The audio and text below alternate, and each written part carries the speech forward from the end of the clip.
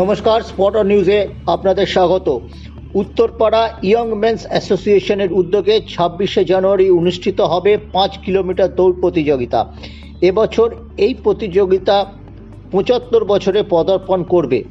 কোন্নগর বাটা মোড় থেকে উত্তরপাড়া কলেজ পর্যন্ত প্রমোশনাল পদযাত্রা হয়ে গেল সম্প্রতি। এই 5 কিলোমিটার দৌড় প্রতিযোগিতা উপলক্ষে হয়েছিল একটা বর্ণাঢ্য পদযাত্রা।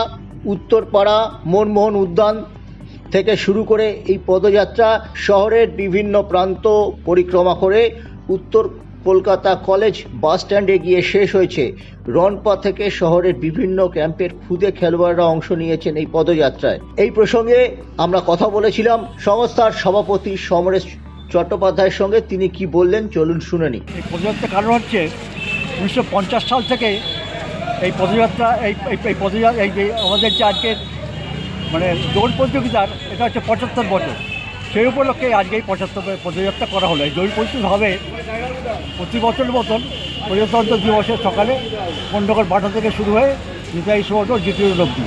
আগে ছিল 3 মাইল, এখন এটা 5 কিলোমিটার দৌড় প্রতিযোগিতা হচ্ছে। এই প্রতিযোগিতায় পশ্চিমবঙ্গের বিভিন্ন জেলা থেকে এই প্রতিযোগিতায় অংশ নেয়।